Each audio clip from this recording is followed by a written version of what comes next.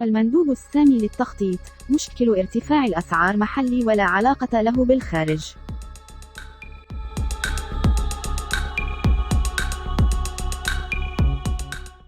السلام عليكم ورحمة الله وبركاته.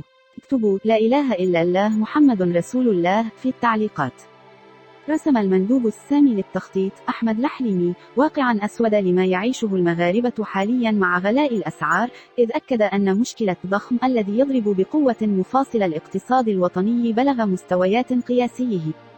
وقال الحليمي في تصريحات نقله عنها موقع ميديا 24: إن مشكلة التضخم مستمر ولن يتوقف، وعلى المغاربة التعايش مع حالة الغلاء باعتبارها ليست مؤقتة أو مستوردة، بل مردها مشاكل محلية الصنع، أي بسبب تراجع الإنتاج الوطني في المجال الفلاحي.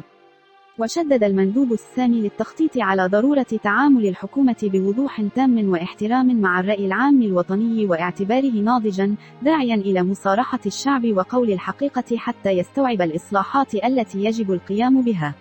وسجل الحليمي أنه يتم التعامل بطريقة غير سلمية مع الواقع الاجتماعي والاقتصادي للمغاربة، قائلا: يجب قول الحقيقة، أما ما ألاحظه هو أن ما نقوم به عكس ذلك.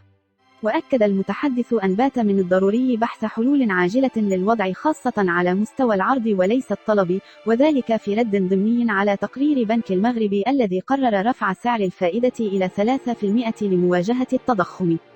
واعتبر الحليمي أن غياب الانسجام بين السياستين المالية والنقدية لن يخفف من الأزمة، مؤكدا أن سياسة فلاحية المتبعة فاشلة إذا لا توفر العرض اللازم للسوق المحلية، وإذا لم نغير البراديجمات الاقتصادية التقليدية بسياسة إنتاج جديدة فلن نتجاوز المأزق.